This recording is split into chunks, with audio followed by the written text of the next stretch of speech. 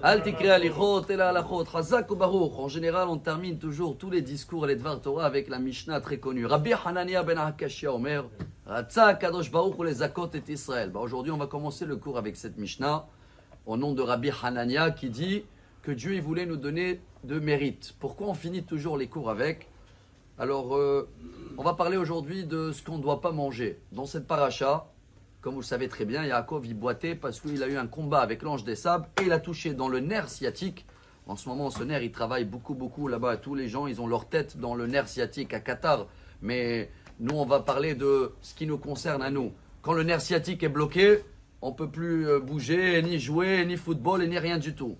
Et à cause de ça, la Torah, elle dit Al-ken lo yochlu ben Israël et gidanaché. On ne peut pas manger ce nerf sciatique. C'est incroyable parce que vous prenez la liste des 665 interdits qu'il y a dans la Torah, des mitzvot négatifs. Et le premier qui ouvre la liste, 248, il y a des choses à faire et il y a 365 à ne pas faire.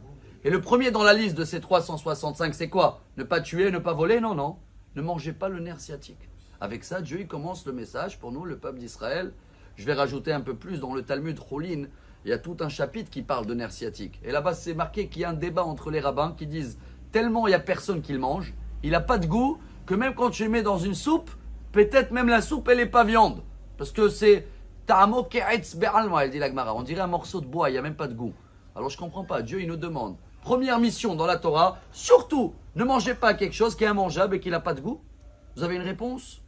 Rabbi Yitzhak Arema, Zecher Tzadik Livracha, un des grands sages d'Espagne, qui a été expulsé avec la reine Isabelle, est décédé 2 ans après. Donc il est décédé 1494. Il était en Espagne, après il est passé en Italie. Il a écrit un des livres très connus qui s'appelle Akedat Yitzhak. Et là-bas, pour ceux-là qui aiment les initiales déjà, il dit les journées où on ne mange pas dans l'année, les 5 jeûnes qu'on a, ils sont marqués Et Gidanaché. Et c'est Av Tisha, le 9 Av. Aleph c'est aussi Esther. Gimel c'est Gedalia. Yud c'est le 10 Tevet. Gimel Yud Aled, c'est le 17. Ensemble, c'est 17 Tammuz. Donc, vous avez tous les jeûnes qu'on ne mange pas, mais il rajoute quelque chose. Et voilà ce qui est très beau, je pense, pour nous. Vous savez pourquoi Dieu nous a donné cette mitzvah-là, qui est la zéro goût? Parce que après 120 ans, chaque juif qui va arriver en haut, alors Dieu, il va commencer comme ça. Alors, est-ce que la première mission que je demandais dans la Torah, il a accompli la mission? Tu as mangé nerf sciatique? Non. Très bien. Voilà comment on apprend de commencer toujours avec le positif. Que tu parles avec des gens, avec des clients, avec tes enfants. Cherche quelque chose qu'il a déjà fait.